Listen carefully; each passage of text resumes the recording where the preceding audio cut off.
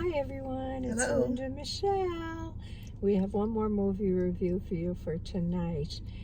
If you haven't looked at our Wicked review and you want to take a few minutes to look at the introduction to that, we kind of explain why we've been missing for so many weeks. We know we've been gone a long time and we apologize for that. We've just had so much going on in our lives. But today we saw a movie together and we're pretty much get back on track now. And we hope Hopefully. so. Yeah, hopefully. And because hopefully, I do enjoy going to the movies. hopefully there'll be some new movies coming out there Mm-hmm. that will be of Yeah, because there isn't a whole lot right now. Right now, there's no. No, hasn't but what we been. saw today was called The Fire Inside. And it was about a young girl. I want to say the early 2000s. Yeah, I think it started in 2006. And she the lived movie. in Flint, Michigan. And she had this strong desire to be a boxer, even though it wasn't something that was approved for young girls. And this coach took her under his wing and developed her and encouraged her. She had a tough life. She had a tough family life. But she was all into this boxing and she put her heart and soul in it. And I think that's where we get the fire inside.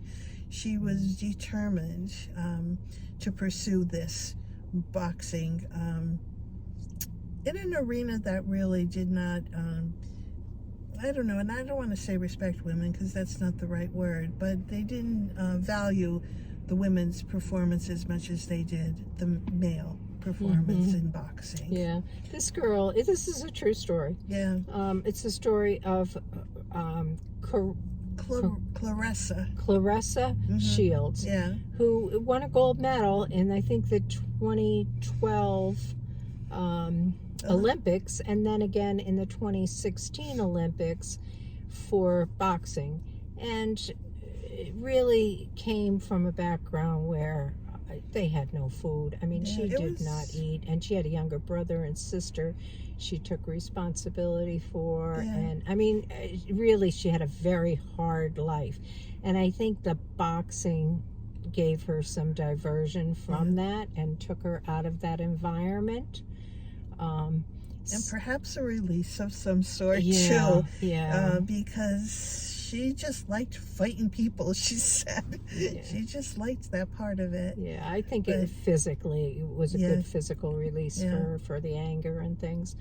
But she won the gold. She worked hard. She worked her tail off her whole life, her whole childhood into, I think she won that first gold medal at age 17.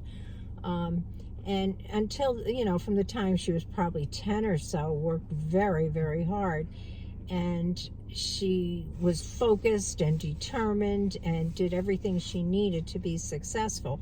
And then she was successful and expected that something good would come out of that, and it didn't. Like, she thought she would be able to, get some endorsements that would result in money to help her family and so she could take care of her siblings, and it just didn't come. And she was going to give up, and it's just a good story. And then she had a fabulous coach behind her. Yeah, she did. And he pulled her through any situation when she was really dark times. When she was totally down and out. He gave her the encouragement to do it for herself. Yeah, she needed to accomplish these things for herself, and it was an amazing story. And she's also responsible for having women athletes be treated and paid the same as male athletes, because prior to this, women would get $1,000 a month stipend and males would get $3,000 a month stipend in training. And she refused to she didn't want to accept that. Yeah, she didn't want to accept it. Not only do I want the $3,000, but I want all women to get $3,000. And she got in the end what she wanted, so she was successful with that. It was a good story. It was a very good I enjoyed story. it.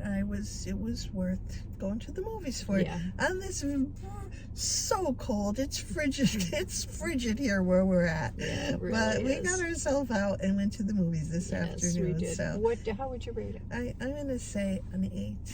Okay. How about you? Yeah, I would go 8 too. Yeah. It was It really. was a good story. It's a really good story. Yeah. I'd say go see it. There's no reason that wouldn't. I don't think there was any bad language in it or anything like that either. Really, so I think you could take children to it, and probably it would be a good story for a 10, 12, 13, 14-year-old child to see. It was just a kind of a very down-to-earth kind of story that told a story. And I know sometimes I'm asked, do you think that my friend who's 80 years old would enjoy a story like this? And I think yes. Mm-hmm. Because some of the movies out there are a little too complicated for the elderly person to wrap their brain around when they're watching it. But this one definitely, I think anybody would like. Yeah. So go see it if you have the opportunity. Absolutely. I think this is the first week it's out, so it'll be around for a while. It should be, I would think. So. Yeah. And that is really all we have. Did we rate this? Oh yeah, we did. Yeah, we did. We rated it. Yeah, we rated it. This is all we have right now. Go back and check out all the ones we just uploaded.